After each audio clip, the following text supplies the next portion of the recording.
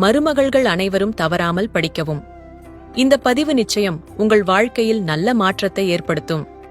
ஆசையாய் வளர்த்த ஒரே பையனுக்கு 25 வயதானதும் திருமணம் செய்து வைக்க 10 இடத்தில் ஜாதகம் பார்த்து 20 இடத்தில் சொல்லி வைத்து 30-40 பெண்களை அலசி ஆராய்ந்து ஒழுக்கம் பார்த்து, மரியாதை பார்த்து, படிப்பு பார்த்து, பண்பு பார்த்து, குலம் பார்த்து, குடும்பம் பார்த்து, எதுவும் போட வேண்டாம், பெண்ணை மட்டும் அனுப்பி வையுங்கள், மகளைப் போல் பார்த்துக் கொள்வதாக வாக்கு கொடுத்து ஒரு மருமகளை கொண்டு வருவார்கள்.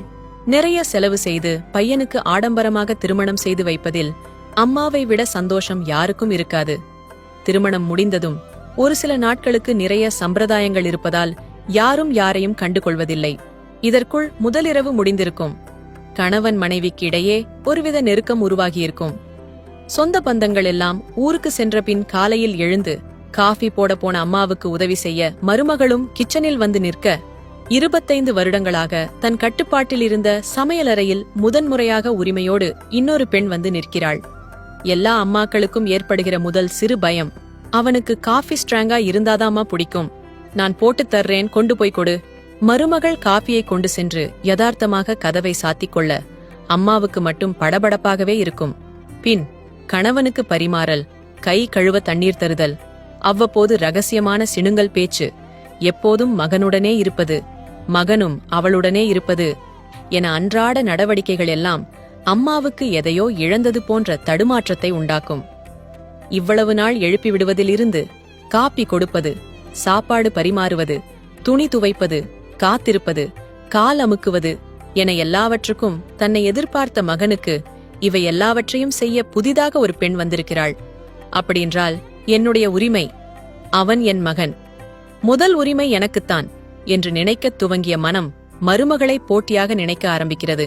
அவனுக்கு நான் முக்கியமா இல்ல நீ முக்கியமா என்கின்ற போட்டிக்கு பின்னால் இருக்கின்ற உளவியல் ரீதியான பொசசிவ்னஸை புரிந்து கொள்ளாமல் மருமகளும் தன்னை எந்த வேலையும் செய்ய விடுவதில்லை, எல்லாவற்றிலும் குற்றம் கண்டுபிடிக்கிறாங்க என்று தன் பங்கு போட்டியையும் உரிமை சண்டையையும் துவங்க அது மெல்ல வளர்ந்து மகனால் எந்த பக்கமும் பேச முடியாமல் ஏதாவது ஒரு டென்ஷனில் அம்மாவை திட்டிவிட அந்த நொடி முதல் அம்மாவின் மனம் உடைந்து போய் தன் மகன் மனைவி பேச்சை கேட்டு என்னை உதறி தள்ளிவிட்டான் என்று புலம்பத் தொடங்கிவிடும்.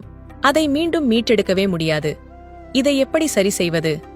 இதை சரி செய்யும் சக்தி மருமகளுக்கு மட்டுமே இருக்கிறது. திருமணமாகி வந்தவுடன் கணவனுக்கு நெருக்கமாவதற்கு முன் மாமியாருடன் நெருக்கமாகி முதலில் அவர் உங்களுக்கு மகன், அதன் பிறகுதான் என் கணவன். அதனால் முதல் உரிமை உங்களுக்குத்தான் என்கின்ற நம்பகத்தன்மையை அவர் மனதில் விதைக்க வேண்டும். அப்படி விதைத்தால் அம்மாவின் மனது திருப்தி அடைந்து மருமகளை யாரோ என்று நினைக்காமல் மகள் போல் நினைத்து மகனை விட்டு கொடுத்து விடுவார். ஆனால் அப்படி எந்த மருமகளும் செய்வதில்லை.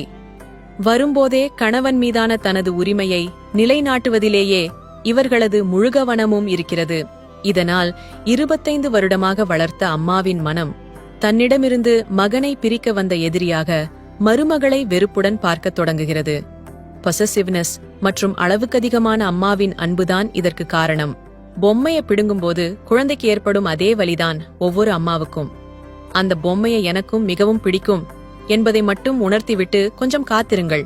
அந்த குழந்தையே முழு சந்தோஷத்துடன் அந்த பொம்மையை உங்களுக்கு கொடுத்துவிடும்.